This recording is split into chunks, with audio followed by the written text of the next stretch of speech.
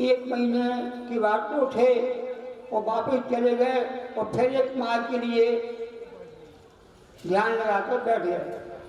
दूसरे माह बाद फिर उठे, 2 माह बाद फिर आए, फिर पूरे नगर में परिक्रमा लगाई, लेकिन किसी ने प्रदान नहीं किया।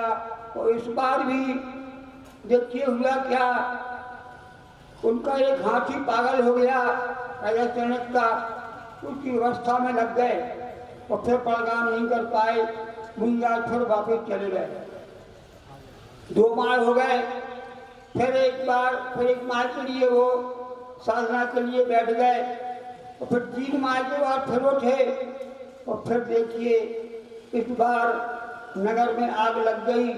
उसकी अवस्था में राजा जनक व्यस्त हो गए और फिर एक बार उनको परिणाम नहीं मिल पाया और फिर वापस जाने लगे। तो भैया आचार्य कहते हैं कि देह तो कमजोर हो गई थी, लेकिन उनका भावना, उनकी विशुद्धि कमजोर नहीं हुई थी। वो बराबर ऊपर जो जा रही थी, यही सोच रहे थे महाराज कि हमारा कर्म का उदय है, जो हमको परिणाम नहीं मिल रहा है, ठीक है, वापिस जाने लगे। आचार्य कहते हैं कि भैया श्रावकों से मुनिराज के पास जाओ, भैयावृत्ति तो करो, लेकिन भैयावृत्ति इतनी करना जितनी उनको अखर न रही है।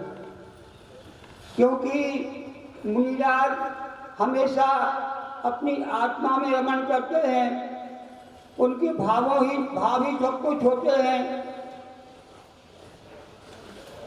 उनकी भैयावृत्ति ऐसे करो कि उनकी आंखों में लालामी न आने पाए।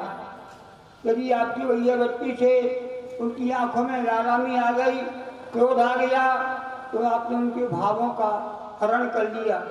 और मुनि के भाव ही उनकी जान है। मुनि के भावों का हरण हुआ मतलब उनकी जान चली गई। तो आपने यति की हत्या का भाव कर लिया। यदि माताओं से कहते हैं, माताएं, यदि आपको मुनि की तकलीफ दिख रही हो, वेदना दिख रही हो, तो उनका उपचार तो करना, लेकिन मुनिराज से ये नहीं कहना बताओ भैया को बहुत तकलीफ हो रही होगी, बहुत तकलीफ हो रही। क्यों? क्योंकि वो तो अपने आत्मा में रमण कर रहे थे, अरस अगंध अरूप आत्मा में रमण कर रहे थे और आपने उनको देह में डाल दिया। क्योंकि वेदना जब आती है, जब मन में आती है, जब वह उस पर उसका जो उपयोग है उस पर जाता है। उपयोग तो उनका आत्मा में लगा हुआ था और आपने उनको देह में डाल दिया। यदि भैयावृत्ति ही करना है, औषधि चलाना है, तो ऐसी चलाना जैसे नारायण कृष्ण ने चलाई थी औषधि। एक मुनिराज को बीमारी थी, उन्होंने दूर से ही वैद्य को दिखा दिया कि देखो महाराज को बीमारी है, कोई उपाय दवाई हो, औषधि हो तो बताओ।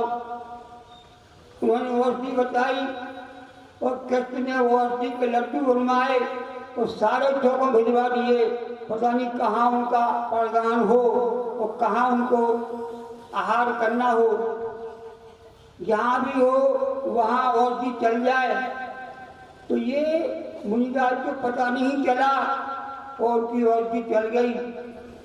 तो भैया औषधि की दवा चलाओ तो दवा कहे चलाओ, दवा के चलाओ, हल्ला करके नहीं चलाओ। आजकल होता क्या है, एक श्रावक आता है, भैया जो पुड़िया ले जाओ तो मारा चलाना है, सारे में हल्ला करता है। तो ऐसा भी नहीं करना कि महाराज आपकी औषधि हमारे यहाँ बनी है, हम प्रदान करेंगे, अब हमारे यहाँ आ जाना। भैया ये बीतरागी हैं, अतिथि हैं, ये किसी के निमंत्रण से नहीं जाते हैं, ये तो अपनी विधि लेकर जाते हैं, तो जहाँ विधि मिलती है वहाँ पर उनका हार होता है। तो दवा कैसे चलाना, दबा के चलाना, किसी को पता न चले और दवा चल जाए। उन कृष्ण ने दवा चलाई, उनका रोग ठीक हो गया मुनिराज का, और इसी दवा के प्रभाव से, दवा औषधि दान के कारण उनको तीर्थंकर प्रकृति का वन हुआ। लेकिन शर्त है दवा दबा के चलाना, हल्ला करके नहीं चलाना। भैया आपके यहाँ अशोकनगर में बहुत सारे बड़े बड़े पेड़ होंगे 100-100 साल पुराने, उनके तना तो बहुत मजबूत होंगे, लेकिन कोपल जो होंगी वह नाजुक ही होंगी। परिवार के मुखिया मजबूत हैं, अच्छे सहनशाली सहन शक्ति है, लेकिन भौरों की बेड़ा जो होती है नाजुक ही होती है। ऐसे ही मुनिराज को बाधा तो हुई, कमजोरी तो हुई। जैसे गुब्बारा होता है, हवा भर दो तो फूल जाता है, और पिचक और हवा निकल जाए तो पिचक जाता है। ऐसे अपना शरीर है कि इसमें भोजन पानी डालते रहें तो वह फूला रहता है, भोजन पानी यहाँ से नहीं डाला तो पिचक जाता है।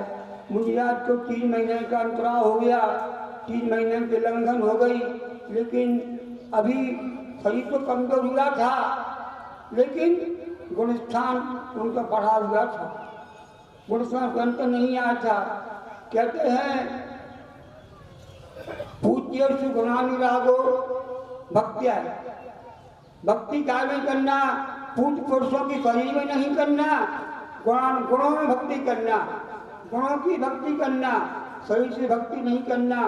कभी आपके घर से आपके बेटे मुनिराज हो जाए, कभी ये नहीं कहना ये मेरे बेटे मुनिराज हैं, क्या कहना ये मुनिराज हैं। बेटे देखोगे, बेटा मुनिराज देखोगे, एक बेटा दिखाई देगा, एक मुनिराज दिखाई देंगे, और यदि मुनिराज देखोगे तो सारे मुनिराज दिखाई देंगे। तो गुणों में अनुराग करना, उनके शरीर से अनुराग नहीं करना। हुआ क्या, मुनिराज वापस जा रहे थे, शरीर तो कमजोर हो गया था। एक गाय नव प्रसूति गाय ने धक्का देकर उनको गिरा दिया।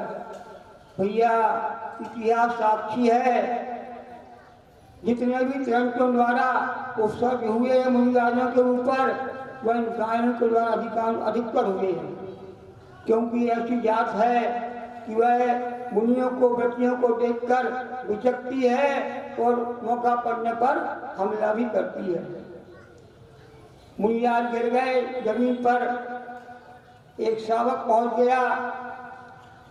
अभी तक तो गुणस्थान का ऊंचा था, विशुद्धि अच्छी बढ़ी हुई थी, लेकिन जैसे ही वह शावक पहुंचा उनका गुणस्थान भी गिर गया और विशुद्धि भी गिर गई।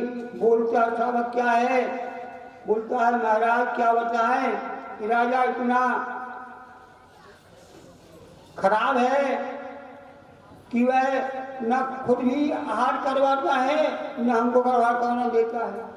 जहाँ उन्होंने मुनिराज ने ये सुना कि मेरा मित्र राजा सैनिक मुझे आहार नहीं करवाना दे रहा है, तो उनका गुणस्थान गिर गया। उन्होंने सोच लिया कि यदि मैंने कोई भक्ति की है, कोई तपस्या की है, उसका फल जो भी मिलता हो, उसके फल से मैं इस राजा का पुत्र बनूं, फिर मैं देखूंगा। यह कहना ही उनको मिथ्यात्व में ले गया। उनका उसी समय मरण हो गया।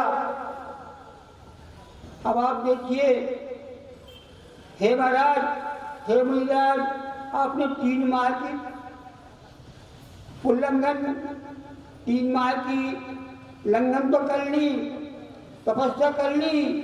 3 माह बहुत बड़ी बात होती है।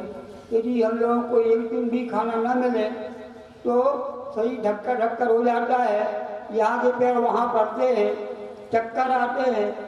आपने तो 3 माह की तपस्या की, लेकिन 3 माह की तपस्या को 3 मिनट में भी मिट्टी में मिला दिया और वही जीव राजा जनक को उसी